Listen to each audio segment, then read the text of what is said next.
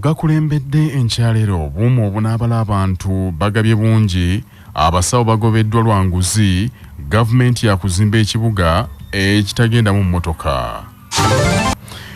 Omukulembeze w'eggwanga Yoweri Kaguta Museven alagidde bannayuganda okwewalira okuwa bwino omukyamu abakwatako eri abagenda okubala abantu n'amayumba mu nteekateeka etandika ekiro kya leero. Museven mbaka bw'atadde katambi akafulumiziddwa agambye nti gavumenti okuteekerateekera obulungi bannansi yeetaaga ebibakwatako ebituufu kwe kubiriza bannayuganda obwogera amazima nga babuuzibwa abakola ku bw'okubala abantu. When data collectors or enumerators come to your home during the census, please avail yourselves and provide them with honest answers to their questions. This is in order to enable them process the most accurate information about you, your household, institutions, and community. I therefore call upon all political, cultural, and religious leaders, private sector players, civil society, the media, and the institutions of the government to support this key national program. The successful execution of this census will influence the well-being of all Ugandans and progress the country towards the desired socio-economic transformation. I wish you all a successful census for God and my country. President era akodde bannayuganda bettanira okubalibwa kiyambeko gavumenti y'okubateekerateekera. Fellow countrymen and women, especially the Bazukulu, as we work towards realizing Uganda's Vision 2040, it is important that we plan based on accurate information about our people and our resources. I therefore would like to announce the 6th National Population and Housing Census that will start on the 10th of May 2024. The information from the National Population and Housing Census will support government, the private sector, cultural and religious institutions, civil society, and development partners in service delivery. Saba Minister Robin Nabanja asabye abakulembeze bonna okuli ba Minister n'abaka ba Parliament bayambeke mu nteekateeka n'etambule bulungi mu bitundu ebitali bimu naddala ebyo bibatwala awatali kuteeka mu byabufuzi kubanga enteekateeka egenda kuyamba bannayuganda bonna. Buli muntu gy'asuze enkeera okutandika ennaku z'omwezi 10 wetujja okutandika omubalira. Njagala okubasaba mwenna bannayuganda bannanga bampuliriza okukkiriza ba enumerators abantu abagenda okujja mu maka gammwe bano betwatendese okubajjako data mubawe ebintu byennyini ebituufu kituyambe ng'eggwanga okuba pulaningira kituyambe okumanya tuli bameka tusobole okumanya nga bwe tunaabaweereza. Mbasaba okujjumbira abakulembeze kyetukakatikako okubanga abantu baffe tubanyonyera ekyokukola. Ebyo nga bikyali awo abakulira ebyokwerinda mu ggombola y'e Kawempe bayise bukubirira olukiiko olw'amangu enkyaleero oluvannyuma lwa vulugu azuuliddwa mu ngeri obumu obugenda okukozesebwa mu kubala abantu gye wagabiddwamu. Amyuka omubaka wa gavumenti atuula e Kawempe yasiinindidde ategeeza Kyabasa nti waliwo ensobi ezaakoleddwa mu kugaba obumu obwo bukalimagezi obunaakozesebwa mu kubala abantu ng'e Kawempe waateekeddwayo buuma ate obwabadde bulina okutwalibwa mu bitundu bya Kampala ebirala. Ono agambye nti bayise mu bwangu ekitongole kya Wubos ne KCCA ogonjoola ensobi eno nti kubanga abantu abatendekeddwa okubala abantu bangi ate nga babadde baweereddwa obuuma kyokka nga ate bulina kukozesebwa mu magombola malala. Mubaddemu anomalies oba mubaddemu ebitaagenda bulungi nga biyinza okukosa okubala abantu ne mu divisions endala. Kati ku ssaawa eno tuyise crisis meeting egenda obeera mu Ubos, egenda beera mu KCCA n'abakulembeze abalonde tulabe bwe tukitemera amagezi kuba mu Kawempe twali kurutinga obanga twawa abantu abagenda okubala bangi nnyo okusinziira ku nnamba Ubos gye yali yatuteekateekera nga kyajja nti ennamba ezimu ezaali ez'okuweerezebwa mu bitundu nga Maki ate twabali kurutingira eno kale ekyo kye tugenda ottereeza n'okusobola okuba nti tuvaayo n'eddoboozi eryawamu abatuuze ab'omu Kawempe okututegeera obulungi baleme kwebuuza lwaki abamu ku bo bagiddwako ate ne tuweereza obuuma obumu mu bitundu ebirala okusobola okulongoosa empeereza n'enkola okusobola okulongoosa empeereza mu mulimu gw'okubala abantu. Wabula Muwonge James ow'ekitongole kya Wobos mu kwanukula ku Gogolimboya ali mu kitundu eky'Ekawempe agambye nti abakozi bonna baatendekeddwa okubala abantu bagenda kusasulwa ensimbi zaabwe kyokka tebalina kuwamba byuma bya kitongole ekyo nti babanja. Kakati abakulira enteekateeka ez'Ekawempe bateeka okuba nga waliwo ensonga kubanga Ekawempe town clerk yakulira enteekateeka ezo. Netaaga okusooka okumanya lwaki ensonga nti naye buli eyasomye ajja kuba bamusasula.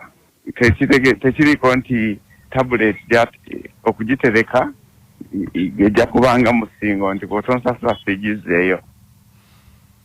Mu disitulikiti y'Ekiboga omubaka wa gavumenti atuuleyo Mariam Nalubega Seguya alabudde abakozi b'ebikolobero abaagala okukozesa enteekateeka y'okubala abantu okukoleramu effujjo nga beeyita abakozi b'ekitongole kya Wobos. Tulina abantu abamu abagenda okwefuula nti babala basobole okuyingira amayumba g'abantu babafere oba bababbe. Ntwala omukisa guno okulabula abo bonna abagenda okwefuula b'enyumereeta okuyingira amaka g'abantu bababbe senga ab'ebyokwerinda tugenda kubeera bulindaala ng'okubala kuno kugenda mu maaso. Era bannayuganda n'ennyongero bakubira omulanga okubagamba nti abajja okubabala mubawe ebibakwatako ebituufu. Temulimbalimba, mwogere ebintu ebituufu bisobole okuyamba gavumenti okuteekerateekera eggwanga obulungi. Omukungu avunaanyizibwa ku kitongole ky'ebibala ekya Buganda Statistics Unit Winfred Nambiru akubiriza abantu wano mu Buganda bajjumbire enteekateeka eno kubanga eggwanga awo erisinziira okumanya aw'okwongera amaanyi awakyali obunafu n'okumanya ebitundu ebitalina byetaago ebimu. Mu mbeera y'emu ategeezezza nti nga bakozesa ebibala ebyefaanaanyirizaako bwe bityo bakizudde nti mu Buganda enkozesa ya intaneti efuuse ekitundu kikulu nnyo ku bulamu bw'abantu obwa bulijjo era mwe bayitira okufuna amawulire okuwuliziganya n'abalala okukolerako ebyokunoonyereza n'ebirala ebiringa ebyo. Era ebibalo byongedde ne biraga engeri intaneti abasinga gye bagikozesaamu. Ng'era obubalo biraga nti abantu abasinga intaneti bagikozesa nga bagikozesa nga mpuliziganya digital social networking. Ng'era bano bali ebitundu 3.5 ku buli 100. Social networking tugambe nga WhatsApp, Twitter, Facebook kwotadde n'ebirala. Abalala nga bagikozesa kukuba amasimu bali wakati w'emyaka 10 n'okwambuka waggulu. Abasawo babiri bagobedwa ku ddwaliro ekkulu e Luweero nga kigambibwa nti ababiri abo babadde bagufudde muze nga okwata ku mulwadde yenna basooka kumuggyako nsimbi nga abakulu okutuuka okubafuumuula kiddiridde okwemulugunya okusussa okuva eri abalwadde nabo kwe kubanaabira mu maaso. Omusasi waffe Tak Consolata Katwaga e Luweero. Okusinziira kwakulira eddwaliro ekkulu e Luweero Dr. Bruno Oyek agamba nti buli luvannyuma lwa myezi 3 basisinkana abatuuze n'abakulembeze okukubaganya ebirowoozo ku ngeri empeereza ku ddwaliro bwe zitambula ebisoomooza wamu n'okusala entotto ku butya bwe bayinza okutwala eddwaliro lino mu maaso. Ensisinkano y'abano ey'omulundi guno ebadde ku kitebe ky'eggombolola y'e Luweero era eno ensonga y'okuggyako abalwadde ssente y'emu ku ezo abatuuze gye basinze okusimbako essira obugayaavu bw'abasawo naddala mu malwaliro g'ebyalo n'ebirala. Abasawo abasinga obungi bakozesa obukambwe bungi nnyo eri abalwadde oba ebizibu byabwe ebyeka baadde batambulanga nabyo okujja ku mulimu babirekenga ewaka bw'ajja ku mulimu amanye nti yazze kuweereza abantu okulaba nga bateekako n'emutaaga okusobola okumanya nti omusawo singa aba akoze ekisobyo kyonna omulwadde asobola okubeera nga alipootinga omuntu oyo. Kati wa theatre ne leba abakyala wano we bazaalira awo waliwo ebisooto bingi walegambawo amazzi okuba nti abantu ensiri zisobola ate okuleetera abakyala baffe abazadde emisujja n'abaana baffe ababa bazaalidde. Mu kwanukula bano Dr. Oyek ababuulidde nti nabo tebatudde kuba ensonga zino bazimanyi bulungi nga waliwo n'abasawo abaagobeddwa mu ddwaliro lwa mize gino era bw'atyo n'abasaba okubeera amaaso gaabwe mu byalo nga baloopa abasawo batayagala kukola nabo bakolweko. Ensonga y'okuggyako ssente eno twetaaga nabo baginyigiremu mu kugirwanisa. Babanga ebiseera ebisinga ssente era ziva mu ki mu balwadde bennyini. Naye naffe tetusirise nti mu abo batugambye tulina abasawo 2 mu myezi 6 betugoye mu ddwaliro muno olw'embeera yaki ey'okuggyako abantu ssente. Dr. Oyek ayongeddeko nti abasawo abajja ku ddwaliro okwongera okutendekebwa oba ba interns be bakyasinze okwetumiikiriza era bw'atyo n'akubiriza abasawo okunnyikiza ensonga y'empisa mu bayizi nga tebanaba kubaweereza mu malwaliro okwewala embeera nga zino. Olina okujja mu budde ate n'oviirawo mu budde ku mulimu. Olina okukola buli kyokola bw'okikola olina omukugu akulagirira lwakubanga oli intern tonnayiga tonneetengerera kukola ki kola by'olina kukola. Naye abamu walibaayo kayize n'ayagala ate abenga omukugu naye terina akola ki omumwe bagirako ssente. Ku lwa 88 katonyeze 8 CBS FM radio y'obujjajja nze Ttaka Consolata ono musaza. Eggye ly'eggwanga erya Updf nga libumu n'eggye lya Congo baliko ebyokulwanyisa ebiwerako bye bazudde mu kikwekweto ekikoleddwa okumpi n'olutindo olw'omugga ogumanyiddwa nga Taliya. Ebimu ku bizuuliddwa mulimu emizinga, emmundu, seruwandula amasasi, zibbomu n'amasasi agawerako nga kiteeberezebwa nti bibadde bikozesebwa abayeekera ab'akabenje ka ADF abalwanagana n'eggye eryo mu Congo.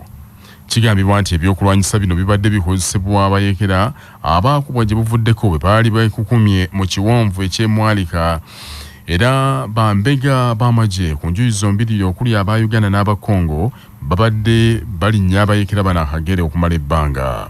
Omwogezi w'ekikwekweto ki Operation Shujaa Major Bilali Katamba ategeeza Kyabasa nti ebikwekweto bino bitaasizza bannansi ba Congo bangi ddala okuttibwa era bikyagenda mu maaso. Kikutongole kyaffe ekikesi eky'ekikwekweto kino obanga kibadde kyafuna amawulire agazikwatako abatujjuke bano baali bwe baakubwa omwaka ogwedde okubajja mu mwalika vale mu kiwonvu ky'omwalika bwe baali badduka balina bwe bazikulira. Mu kiseera kyekimu kizuuliddwa nti mu bikwekweto ebyakolebwa nnaku ntono eziise nga 7 Ogwokutaano waliwo ateeberezebwa okuba omuyeekera wa ADF eyattiddwa mu kitundu eky'Emasizi mu ssaza Boga ng'ekikwekweto kino kyakulembeddwa mu Kano Jackson Mayanja.